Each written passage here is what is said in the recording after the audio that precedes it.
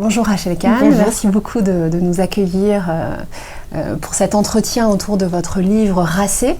Vous êtes à la fois actrice, écrivaine, juriste, vous travaillez dans le milieu culturel, vous avez travaillé dans le milieu politique également. Autant dire qu'avec vos origines gambiennes, votre mère française d'origine polonaise et juive, la singularité même de votre parcours fait exploser la notion d'identité. Oui, la notion d'identité, c'est vrai, et surtout, elle permet en fait d'incarner peut-être, en tout cas, l'universalisme que moi je défends. Ouais. Oui, d'ailleurs, d'emblée vous dites racée, Ouais. et vous subvertissez le mot en le tirant du côté des racines plutôt que du côté de la race. Oui, et puis de se dire que comme un gâteau est sucré, des chips sont salés, racé, j'amène une troisième définition pour dire que racé, c'est aussi d'avoir plein de racines en soi. Voilà. Donc on est déjà dans l'équivoque. Ouais, en fait. ouais, complètement.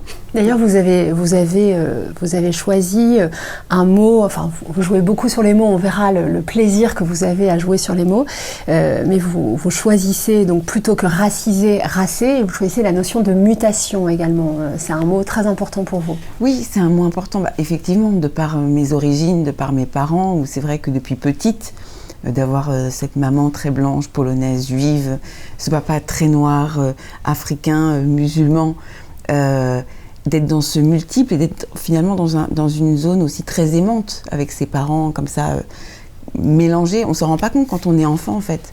C'est juste qu'on a des parents et on s'identifie à eux alors même qu'on ne leur ressemble pas du tout. C'est qu'en grandissant, quand on sort de la maison, que les gens vous disent mais t'as été adopté mais comment ça se fait mais en fait, l'extérieur vous donne plein de questionnements que vous n'avez pas enfant, alors que vous êtes très bien dans vos baskets avec ce multiple, ces identités et ces richesses aussi culturelles. Voilà. C'était intéressant la manière dont c'est d'abord l'autre qui vous renvoie à vos origines, à cette soi-disant identité. Ouais. Et quand vous avez écrit Racée, qui a d'ailleurs eu le prix du livre politique de l'Assemblée nationale récemment, vous montrez à quel point votre parcours justement a été complètement instrumentalisé. C'est parce que vous vous êtes senti instrumentalisé que vous avez choisi d'une certaine façon de répondre à ceux qui vous assignaient comme noirs. Et c'est exactement ça. C'est par rapport à cette instrumentalisation. Et ce qui est drôle, c'est qu'à la sortie de Racée, on m'a dit que ce livre, ou que moi-même d'ailleurs, j'étais instrumentalisée par l'extrême droite.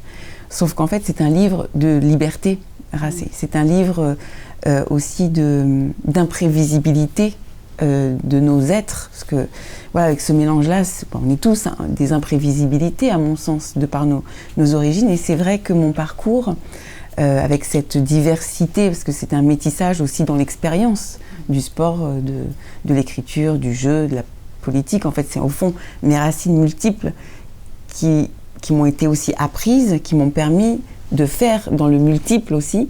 Et c'est vrai que j'ai toujours écrit cet universalisme depuis 2014, dans des textes Huffington Post par rapport à Dieudonné, dans mon premier roman, dans un roman sur la laïcité en 2017, et que les gens en fait n'aient jamais pris le temps d'écouter ce que j'avais à dire. C'est aujourd'hui seulement où en fait certains pensent que j'ai changé de ligne, alors que très précisément non, puisque c'est plus que des lignes, ce sont mes racines, l'universalisme et la liberté et l'écoute et ces conjugaisons-là. Et c'est vrai qu'après Noir n'est pas mon métier, qui pourtant était un titre très significatif, c'était de dire très précisément que le signifiant maître n'est pas la couleur de la peau, mais que justement on est dans ce multiple et surtout on doit parler de notre métier, de cette diversité de rôles, de ce métier de comédien qui nous permet justement,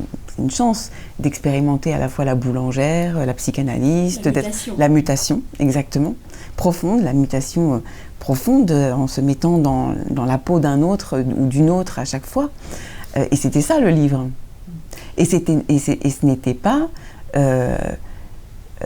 devenir une comédienne racisée qui ne parle que de ça, avec une race au centre de tous les débats et en pointant tous les autres parce qu'ils ne sont pas racisés. C'était pas du tout le sens de cet ouvrage et c'était pas du tout le sens de ce titre qui est, je le rappelle, une phrase que j'ai écrite dans mon témoignage, puisqu'on était 16 comédiennes dans cet ouvrage et voilà, donc ce titre s'est retrouvé, cette petite phrase s'est retrouvée aussi dans le titre du livre. Il ne s'agit pas de faire de Noir n'est pas mon métier, un métier.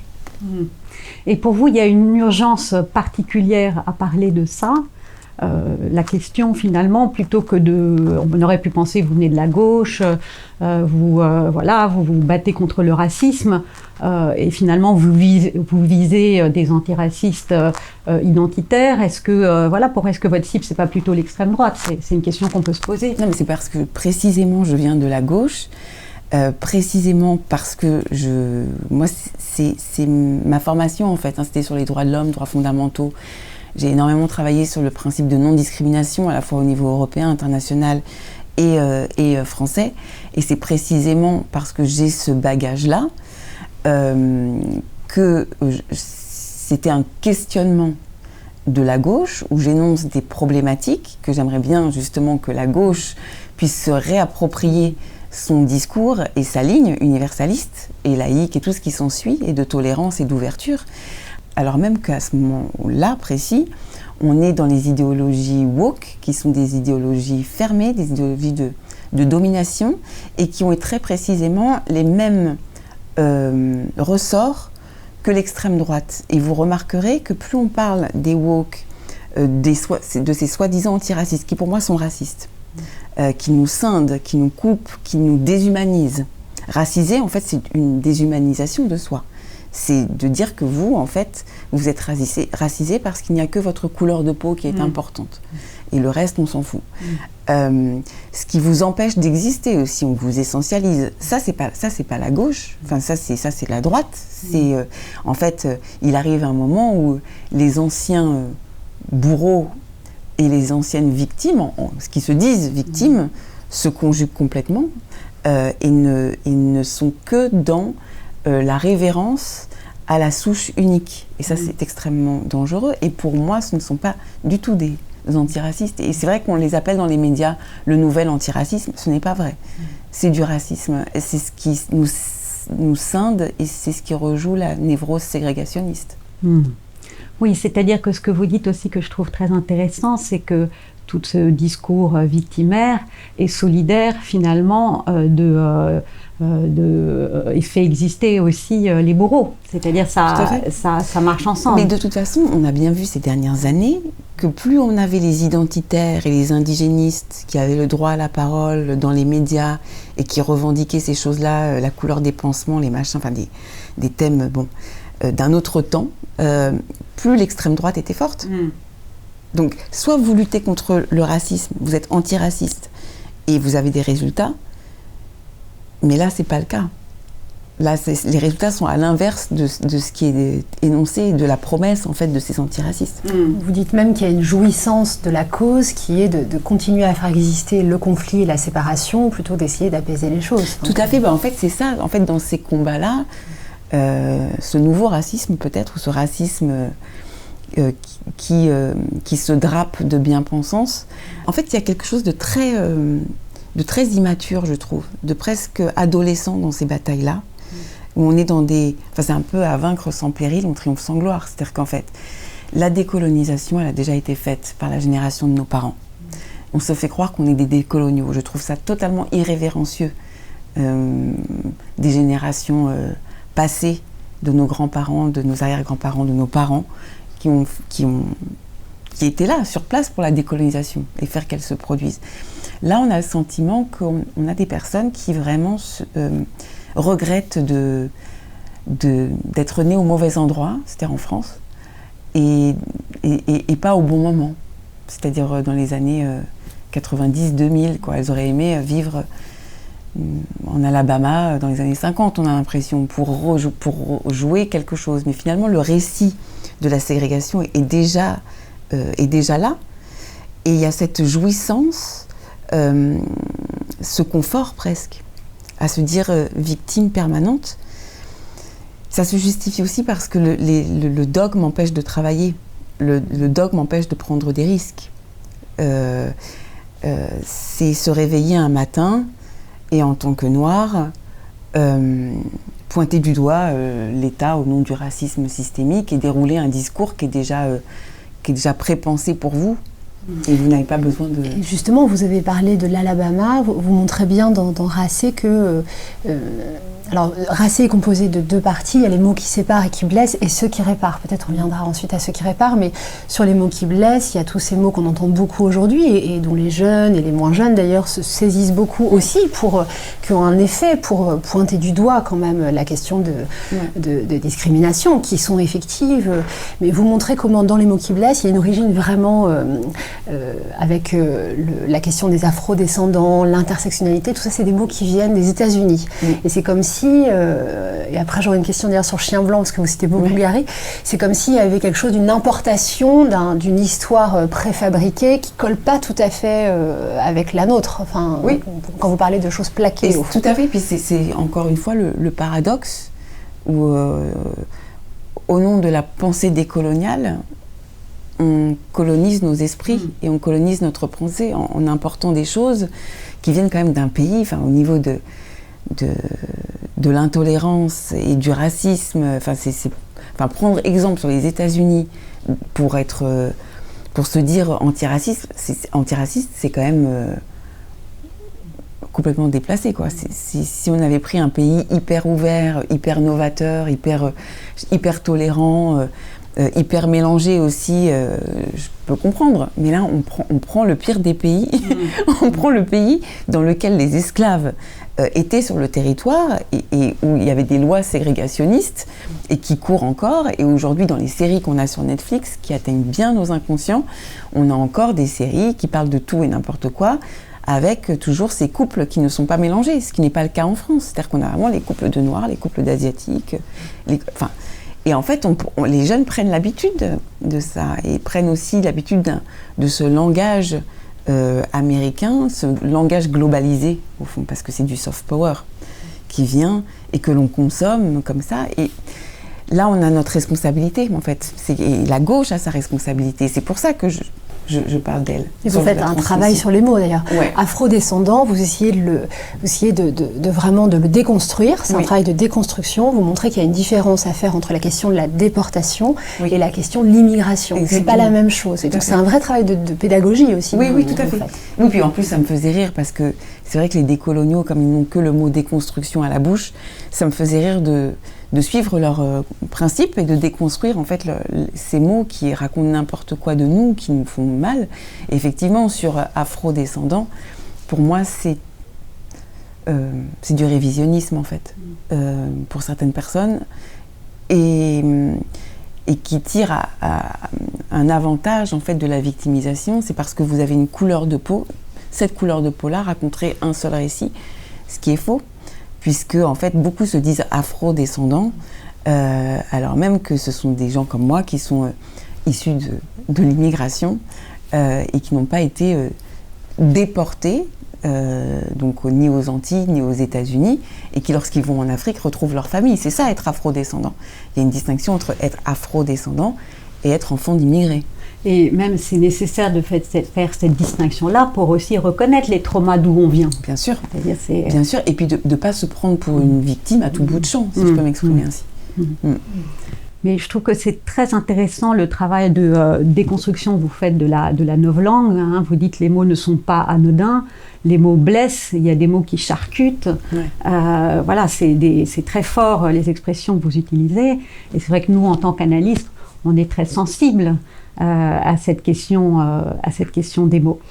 Et il y a certains mots, par exemple le mot sous-chien, c'est terrible ce mot parce qu'on ne peut pas s'empêcher d'entendre l'équivoque aussi. Oui, bien sûr. Et donc ce sont des mots, vous dites, qui sont censés dénoncer quelque chose, la ségrégation par exemple, et finalement qui utilisent exactement les mêmes ressorts. Donc on se trouve complètement en miroir de ce qu'on dénonce. Oui, qui le rejoue. Et puis surtout, il n'y a pas d'issue. C'est-à-dire qu'en fait, il n'y a pas d'issue possible. Une fois qu'on a séparé le monde entre sous-chiens et racisés, on fait quoi ? Exactement. On va où ? Et par ailleurs, les deux termes ne représentent pas la réalité de l'être. personne n'est sous chien et personne n'est racisé. Donc ce sont des mots finalement qui mettent une séparation entre soi et l'autre. Entre soi et l'autre, et de manière totalement subjective. Voilà. C'est ça le problème. Et puis surtout, cet essentialisme, c'est-à-dire que là où j'en veux, et ça n'est jamais compris par justement les woke et tout ça, c'est que le terme racisé, je le distingue du terme racialisé. C'est-à-dire qu'il ne s'agit pas de remettre en cause et de dire qu'il n'y a pas de discrimination. Oui, c'est mon métier, les discriminations, donc je ne vais pas les remettre en cause. Et la lutte contre les discriminations. Mais en fait, raciser coupe le processus de racialisation. Le fait que, parce que vous avez vécu quelque chose, vous avez été racialisé. Racisé, à la naissance, vous avez cette couleur de peau. C'est un peu le sujet de Meghan Markle avec son enfant, là. Il est racisé, donc forcément il est victime, et forcément c'est l'ensemble de la couronne qui lui en veut, et donc voilà. Bon, après, là on oublie quand même la question sociale en fait des inégalités, c'est-à-dire que comment une Meghan Markle peut se revendiquer racisée comme une personne justement qui vivrait à Soweto à l'époque. Bon. Après c'est extrêmement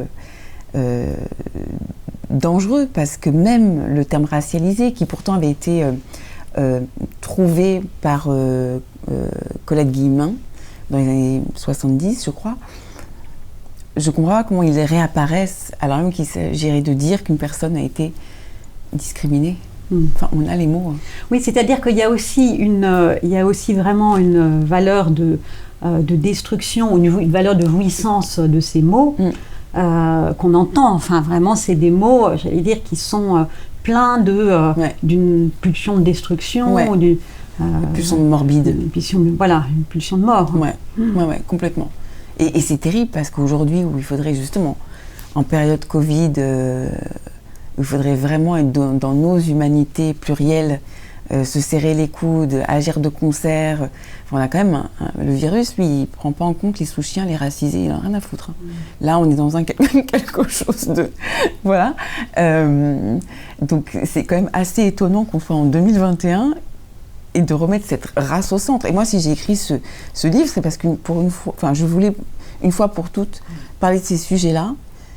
Mais peut-être que là, cette fois-ci, j'ai été entendue parce que j'étais encore plus claire, alors même que voilà, ça fait des années que je répète la même chose et que j'ai été entendue, mais pour passer à autre chose, pour passer à la création et à la recherche et à l'expérimentation. Mais si on ne fait pas ça, on ne pourra plus créer en liberté, parce que on va avoir peur d'offenser, on va avoir peur de caricaturer, on va avoir peur de ne pas avoir le droit de créer, parce qu'aujourd'hui, avec les woke, on est obligé de créer au regard de là où on parle, de là où on vient, de sa couleur de peau, de son sexe, de sa religion. Et en fait, c'est pas possible. La création, c'est l'inverse de ces assignations et de cet enfermement. Vous parlez de création et de clarté. Finalement, il y a quelque chose de la mise en ordre de votre récit, de vos racines, etc.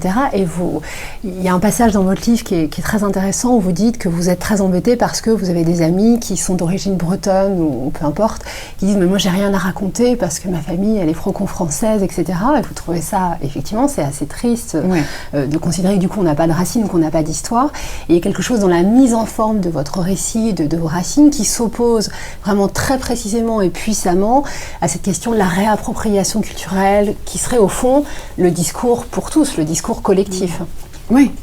Mais ce qui me choque... Et puis ça, c'est très proche, excusez-moi, du mouvement d'une analyse aussi, de mettre en forme comme ça. Oui, tout à fait. Il a l'air d'y mettre en forme l'informe. Oui, tout à fait. Mais de toute façon, c'est venu, ce livre, il est venu aussi avec mon analyse, avec l'expérimentation, avec mes métiers, mes rencontres, mes relations, mais aussi avec ce travail-là d'analyse.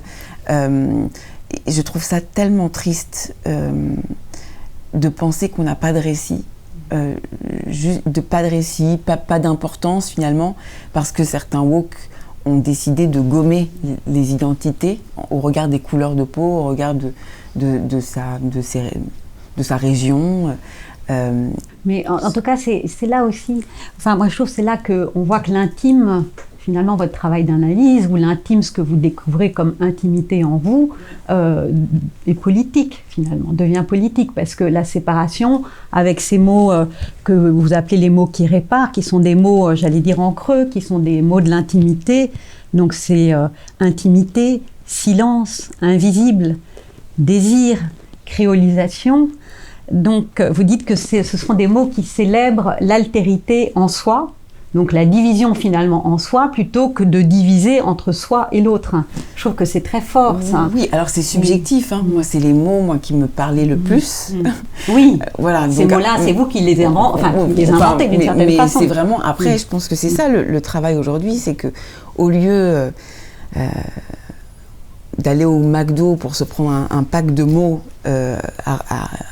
à recracher, bêtement, plutôt se trouver nos propres mots qui nous réconfortent et qui nous définissent au mieux et qui nous portent aussi dans nos existences. C'est vrai que moi, dans les mots qui réparent, je voulais vraiment parler de la signature qui est au fond au plus proche de nos êtres, parce qu'elle est cette signature en mouvement, elle est à l'infini presque, c'est une identité infinie, votre manière de marcher, de parler, de rire, d'écouter aussi, c'est une signature, et puis même à la main, oui, vous avez la même... faites responsable finalement. Tout à fait, vous signez vos contrats, vous signez vos œuvres, et c'est une signature qui est tout à fait vous, et qui est reconnaissable, mais qui est aussi changeante en fonction de votre stylo, votre humeur, etc. Et c'est beaucoup plus intéressant que ces identités de repli qui sont en réalité des prisons. Et au fond, à partir de la signature et de l'intimité, on pourrait vous reprocher, comme on nous reproche à nous psychanalystes, de valoriser une forme de narcissisme, de repli sur soi, qui ne prend pas du tout en compte justement le collectif. Et moi, j'ai été extrêmement sensible au fait que ce n'est pas du tout de ça dont il s'agit, c'est plutôt de pouvoir effectivement se faire responsable de son destin pour pouvoir mieux se lier à l'autre. Et vous avez repris plusieurs fois des propos de Jacques Lacan sur la question du langage qui sépare, c'est la structure même du langage que de la différenciation. Et Lacan dit à de nombreuses reprises dans son enseignement, lie la question de la fraternité et celle de la ségrégation. Dans le séminaire 17, j'ai repris, il dit « Aucune fraternité ne se conçoit si ce n'est parce qu'on est isolé du reste, isolé ensemble. » Et alors j'ai trouvé très fort que vous repreniez cette question de pouvoir intégrer en soi au fond son propre exil, sa propre séparation, aussi à partir de cette remise en ordre de son histoire, justement pour pouvoir mieux se lier ensemble, non pas vivre ensemble, qui est un mot pour vous qui est creux, qui vient voiler en fait, qui est la faille intérieure, mais finalement la question du collectif peut se travailler la question du politique à partir de son intériorité, de sa singularité finalement. Exactement ça. Mais je pense, et c'est aussi en écho avec votre question d'avant, c'est aussi avec ce pédigré. Quand même, c'est un pédigré de notre temps, enfin c'est un pédigré vraiment moderne. C'est-à-dire que moi j'ai fait avec ma modernité d'aujourd'hui, c'est-à-dire que j'ai pas repris, je me prends pas pour Angela Davis, quoi. Bon, chacun dans son temps, dans son époque, etc. Et en fait, c'est quand on pense Shoah, on pense quand même crime contre l'humanité, ou esclavage, crime contre l'humanité. Et c'est ça qui est fort, c'est que l'esclavage concerne l'humanité tout entière. Et ce que nous disent les woke, c'est l'inverse, c'est-à-dire ils sont tellement pas dans leur intimité, pas dans l'altérité, qu'en fait, ils veulent s'approprier, l'esclavage est à eux, que ce soit pour les questions mémorielles, mais aussi pour les questions de création. Leur couleur de peau est à eux, leur couleur de peau veut dire un récit qui leur appartient, et personne d'autre ne peut toucher à ce récit, même s'il est douloureux. Et en fait, c'est en ça, l'intimité, revenir finalement à des choses, parce que l'intimité est infinie. Quand on a accès à l'intimité, en fait, moi, ce livre, c'était, vous parliez de réseau, de dénoncer en fait ce qui est un peu bourgeois, etc. Mais l'idée de ce livre, c'est que tout le monde puisse, et les jeunes notamment, puissent avoir accès à leur intimité. C'est tellement précieux. Et aujourd'hui, on voit très bien qu'avec les réseaux sociaux, entre le domaine public et le domaine privé, les petits ne savent plus en fait se réfugier en eux-mêmes Et c'est justement de trouver l'autre en soi, trouver son propre langage à eux qui n'est compréhensible par personne. Et c'est là où naît le trouble. Il n'y a jamais de rupture avec cette masse et ce collectif. Et ce qui fait qu'en fait, on arrive tout de suite à de la violence, parce qu'en réalité, c'est insupportable de pas avoir de... Et qu'on a besoin de vivre séparés, dit Lacan. On a besoin de vivre séparés. Bien sûr. Donc ça veut dire, c'est tout sauf de la bien-pensance, puisque ça veut dire intégrer quand même la haine. Alors, je veux dire, à un moment donné, vous dites ça, vous dites, voilà, on ne s'aime pas. D'abord, on ne s'aime pas. Il ne faut pas penser l'inverse. C'est pas à partir d'une espèce d'illusion qu'on pourrait fraterniser. Enfin, en tout cas, fraterniser, c'est à partir de cette question de la séparation, de la haine de l'autre et de soi-même. Tout à fait. Tout à fait. Puis par ailleurs, même concrètement, si je reviens plus à l'aspect international, mondial, etc., et sur la question des racisés, on ne peut pas dire qu'entre l'Afrique du Nord et l'Afrique noire, ça se passe bien. Hein. C'est-à-dire que moi, je veux bien qu'on pointe du doigt l'Occident et les machins, mais en fait, tout le rapport au réel est totalement biaisé. Les premiers esclavagistes et l'esclavagisme qui existe encore en Mauritanie, ou parfois dans certaines familles au Maghreb, ça ne s'appelle pas comme ça, mais c'est quand même entre-racisé. Et sur la question, alors c'est la question de l'essentialisation. Moi j'ai été très touchée, Hélène reprenait ce mot sous-chien. Lacan a beaucoup parlé de la féminité. On va travailler, nous en avril, sur la question de la femme qui n'existe pas. Oui. Et Lacan a pu jouer, vous aussi, vous aimez jouer avec les mots. Il a pu dire que les femmes, on les dit femmes, avec l'équivoque justement. Et vous reprenez, donc c'est assez poétique, votre livre est poétique et politique. Hein, vous reprenez la question de la souche en disant sous-chienne parce que femme. Vous pouvez un peu expliquer ça? Oui, parce qu'en fait, j'ai remarqué que, effectivement, dans cette bien-pensance, le désir de ne pas offenser, sous-chienne était très peu utilisé, au fond. On préfère dire sous-chien, alors parce qu'effectivement, c'est toujours l'homme, de toute façon, qui est pointé du doigt tout le temps, en permanence. Ce qui est une nouvelle ségrégation, la ségrégation de genre, ségrégation de peau, ségrégation de tout. Et donc effectivement, moi c'était plutôt un pied de nez au woke et à la pensée indigéniste de remettre sous-chienne. Et par rapport en fait à ces féministes qui, comment dirais-je, au lieu de faire avec le féminin et l'atout qui est le féminin pour pouvoir lutter pour l'égalité, en fait, il y a un truc où une nouvelle fois, on s'appauvrit de notre féminité, on s'appauvrit de notre genre, et pour rentrer dans une lutte sectaire. Oui. Et donc c'est pour ça que j'utilisais le mot sous-chienne, parce que c'est aussi chienne, un mot qui est très très utilisé, notamment dans le hip-hop, très clairement. Et là, pour le coup, ça ne devrait offenser personne. Mais ce qui est terrible, c'est que ce mot sous-chienne, finalement, ça interprète celui qui le dit, c'est-à-dire la place à laquelle il se voit ou il se met par rapport à l'autre. Oui, tout à fait. Dans l'équivoque. Ouais. Et peut-être pour finir, parce qu'on a déjà fait...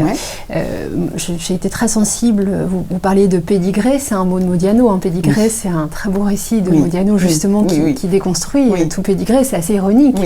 Vous n'avez pas perdu votre humour, vous non plus, par rapport à... Surtout pas, exactement. Non, parce que finalement, l'humour, ça devient aujourd'hui une lutte. En fait. Oui, tout à fait. Et cette puissance aussi créative de renvoyer à l'autre. Par exemple, Racé, ça naît aussi de cette journaliste qui vous dit, alors vous, comme femme racisée, qu'est-ce que vous en pensez? Vous lui dites, racisée toi-même, et vous choisissez plutôt Racé.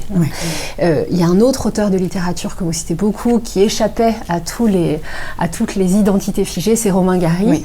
Moi, j'ai été frappée par l'actualité de sa pensée, mais aussi de son écriture, notamment avec Chien blanc que vous citez beaucoup, puisque lui-même a un parcours où déjà il voyait ce qui se jouait aux États-Unis, de cet enfermement et de cette manière dont les luttes antiracistes reproduisaient elles-mêmes la ségrégation et la domination.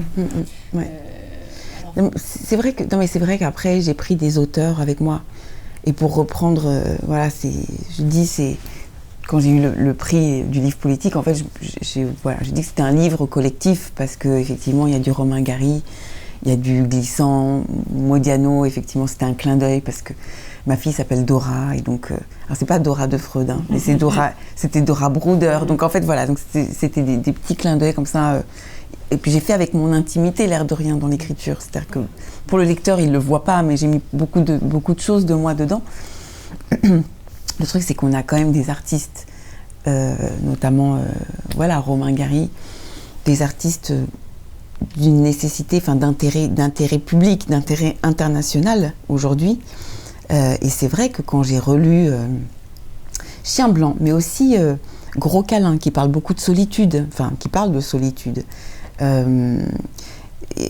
Évidemment, La vie devant soi, mais aussi Lady L, et puis cette capacité à muter totalement au point de s'oublier soi-même et que les autres vous oublient, à changer votre signature complètement, à disparaître et à décider à la fin de sa vie à quel moment il allait disparaître pour de vrai.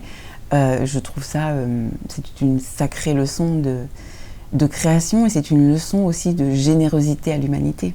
Je pense que c'est ça qu'avait Gary. Il ne parlait pas beaucoup de son engagement pendant la guerre, parce qu'en réalité, il avait fait des choses absolument héroïques. Et peut-être parce qu'il avait vécu ces choses dramatiques, il a cet humour quand il écrit en nageard. Et moi, j'avais envie de faire revivre cet auteur à notre période. Et c'est un souhait Racé, c'est un souhait que les artistes se sentent toujours libres de nous livrer leurs œuvres et puis surtout avoir accès à eux-mêmes et donc à leurs œuvres et accès au pluriel d'eux-mêmes. Parce que dans les mots qui réparent, je ne veux pas relancer la discussion, mais dans les mots qui réparent, la singularité, contrairement aux woke et avec leurs mots qui nous séparent et qui nous détruisent, c'est que les mots qui nous réparent sont toujours ambivalents. C'est-à-dire qu'ils ont toujours une définition positive et négative. Le silence, c'est à la fois l'omerta terrible, et en même temps, c'est ce qui permet d'écouter l'autre. Et donc, c'est ce qui nous permettra de parler aussi à certains moments, que la parole circule. Et c'est pareil pour la création, qui peut être catastrophique. Enfin, on voit des artistes qui sont dans la destruction, mais simplement pour servir leur création, et d'autres artistes qui créent parce que c'est leur seule nécessité pour pouvoir se réparer. Donc voilà, donc la réparation, c'est toujours quelque chose de très double. Et on ne répare que ce qui est irréparable. Voilà, c'est ça, que c'est pas la réparation au sens de la guérison, mais c'est à partir de la faille intérieure, et donc on pourra revenir à la question de la séparation. C'est ça. Et donc merci beaucoup de mettre au fond, au cœur de votre travail, et de diffuser la question de l'interprétation qui nous est chère, et de montrer que le maniement du langage, le maniement des mots est éminemment politique. Oui, éminemment politique, absolument. Et en fait, aujourd'hui, malheureusement, on n'est plus dans les interprétations, mais dans le jugement et l'assignation. Et on vous condamne au lieu d'interpréter. Bien, je crois que c'est le mot de la fin. Merci beaucoup, Rachel Kahn. Merci à vous, merci beaucoup.